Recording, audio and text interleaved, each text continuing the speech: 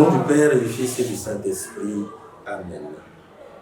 Viens Esprit Saint, viens illuminer nos cœurs pour que nous puissions accueillir la parole de Dieu d'aujourd'hui. Évangile de Jésus-Christ selon saint Matthieu. En ce temps-là, Jésus disait à ses disciples cette parabole.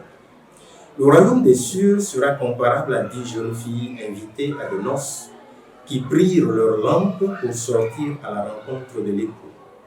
5 d'entre elles étaient insouciantes et 5 étaient prévoyantes. Les insouciantes avaient pris leurs lampes sans emporter d'huile, tandis que les prévoyantes avaient pris avec leurs lampes des flacons d'huile.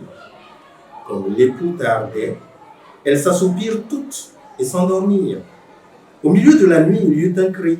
« Voici l'époux, sortez à sa rencontre. » Alors toutes ces jeunes filles se réveillèrent et se mirent à préparer leurs lampes. Les insouciantes demandèrent aux prévoyantes, « Donnez-nous de votre huile, car nos lampes s'éteignent. » Les prévoyantes leur répondirent, « Jamais cela ne suffira pour nous et pour vous.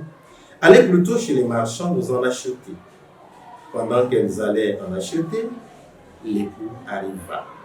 Celles qui étaient prêtes entrèrent avec lui dans la salle des noces et la porte fut fermée. Plus tard, les autres jeunes filles arrivèrent à leur tour et dirent, « Seigneur, Seigneur, ouvre-nous. » Il leur répondit, « Amen, je vous le dis, je ne vous connais pas. Veillez donc, car vous ne savez ni le jour ni l'heure. » Acclamons la parole de Dieu. Louange à toi, Seigneur Jésus. Aujourd'hui, nous sommes le vendredi 26 août 2022 de la 21e semaine du temps ordinaire de l'année C. Le Seigneur continue de nous inviter à la vigilance. Veiller et être vigilant, les deux choses vont ensemble.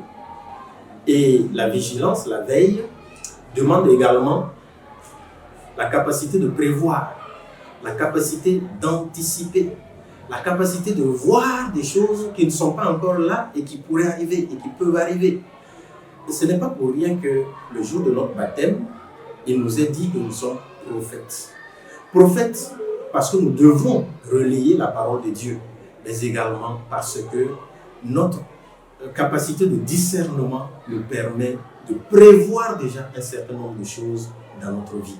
D'être des personnes qui ne vivent pas seulement au jour le jour, en fonction de la façon dont les choses se passent tout simplement, et qui sommes tournés dans les roues de la vie, sans savoir où est-ce que nous allons, mais des personnes capables de pouvoir anticiper sur ce qui pourrait arriver.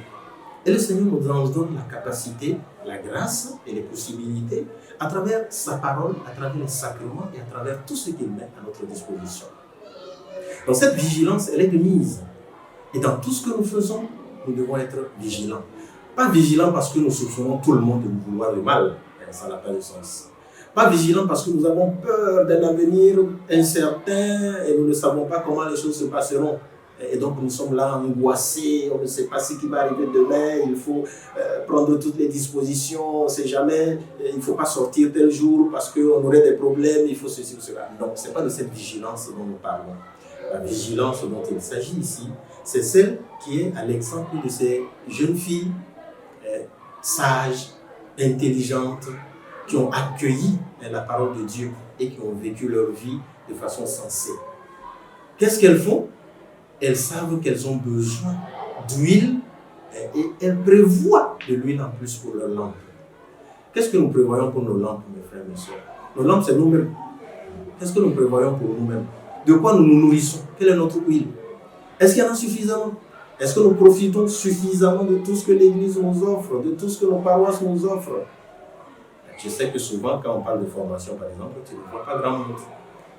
Quand on dit la fête, il y a plein de monde. Parce qu'on va manger, on va boire, on va danser, on va chanter. Oui, c'est bien. On ne peut pas faire que ça.